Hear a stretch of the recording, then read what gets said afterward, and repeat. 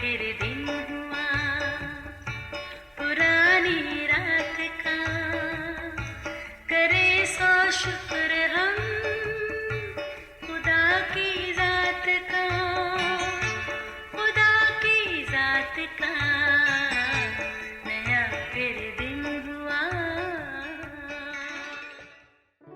आज की आयत। वो अभी दूर ही था कि उसे देखकर उसके बाप को तरस आया और दौड़कर उसको गले लगा लिया और चूमा। लूका 15 बाब 20वीं आयत। अजीज़ों, वजूद ज़न से है तस्वीर कायनात में रंग। ये ख्याल और ये एहसास माँ, बहन, बेटी के लिए मोहब्बत, इज़्ज़त और एहतराम को समेटते हुए कहा गया है। ये हस्ती जिस भी रूप में जहाँ भी होगी, बिलाशुबा रौनक, खुशी और तसल्ली का बायस होती है। एक घर में इन तीनों रिश्तों का क्या किरदार है, हर किसी को साफ शिफाफ आईने की तरह दिखता है।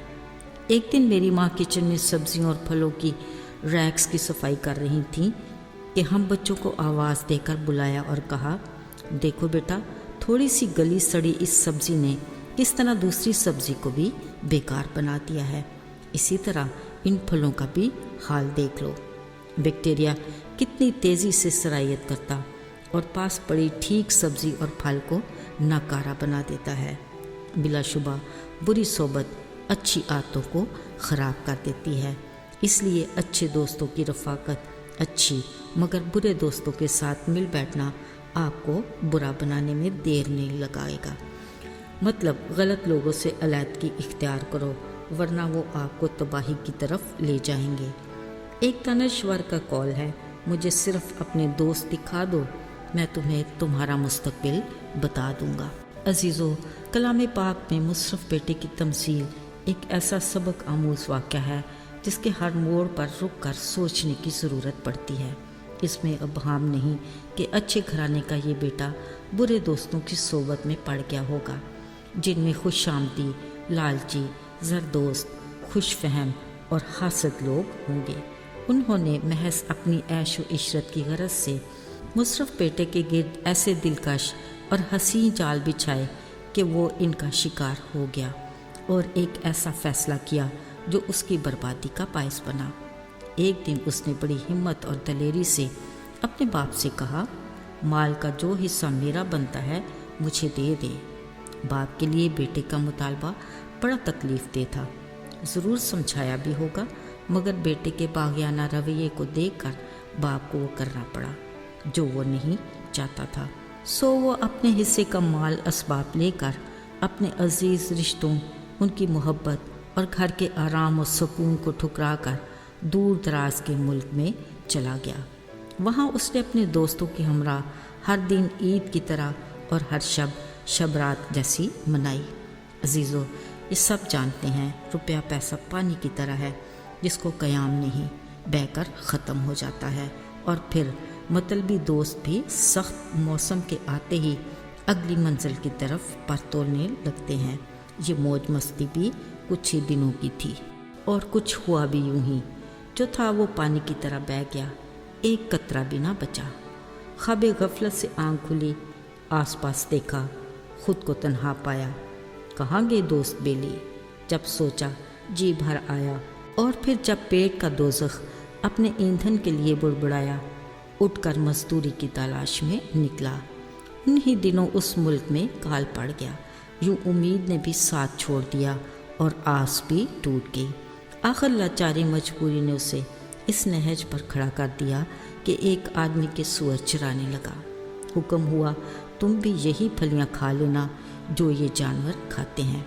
अजीज़ों, इंसान लाख खुद गर्ज सही, शायद कोई भूखा अपनी खुराक में से प्यार के 2 नवाले भी दे सकता है, मगर जानवर तो जानवर है, एहसास और जज्बात से बेनियाज।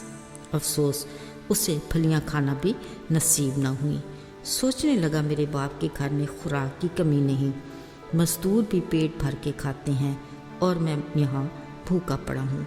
बाप के घर वापस जाते, बाप की मोहब्बत का सोचते दिल को तसल्ली हुई। अजीज़ों, हर रोज़ इंतज़ार में खड़े बाप ने बेटे को देखा। बाप बेटे के मिलाप का मंजर काबिल दीद था। بیٹے نے اپنی غلطی اور گناہ کا اقرار کیا، باپ نے بڑھ کر گلے لگا لیا۔ بیٹے نے معافی مانگی، باپ نے معاف کر کے دوبارہ اپنے گھرانے میں شامل کر کے خوشی منائی، یہ کہتے ہوئے کہ میرا بیٹا مردہ تھا اب زندہ ہے، کھو گیا تھا اب مل گیا ہے۔ عزیزو، ہر دور میں ہماری زندگی میں بھی اچھے برے حالات آتے رہتے ہیں جن کا تعلق ہماری قسمت سے نہیں، ہماری ذات سے ہے۔ انجانے میں ہم اپنی خواہش کے غلام بن کر اپنے آسمانی باپ کے گھر کے آرام اور سکون اور حقیقی خوشی و محبت کو خیر آباد کہتے اپنی مرضی کی زندگی جینا چاہتے ہیں۔ ایک حد تک ہم عیش و عشرت کی زندگی سے لطف اندوز بھی ہوتے ہیں، مگر گناہ کا بیکٹیریا ہم میں سرایت کر کے نہ صرف ہماری جان کو جکڑ لیتا ہے بلکہ ہماری روح کو بھی مکیب کر لیتا ہے۔ ہماری یہ کیفیت ہمارے ازلی دشمن ابلیس کی بدولت ہے، مگر ہمارے آسمانی باپ کی محبت سے بڑے ہاتھ ہمیں دلیری دیتے ہیں کہ ہم اپنے گناہوں کا اقرار کر کے اپنی غلطیوں کی معافی مانگ کر دوبارہ یسوع کے گھرانے میں شامل ہو جائیں۔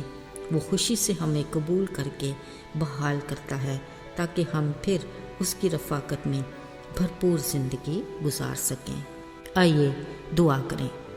اے خداوند، ہمارے آسمانی باپ، ہمیں خواہشات کی غلامی سے بچا تاکہ ہم اپنی آزادی کی خوشیوں کو اپنی حدود میں رکھ کر تیری رفاقت میں خوش و خرم زندگی گزاریں۔ یسوع کے نام میں آمین۔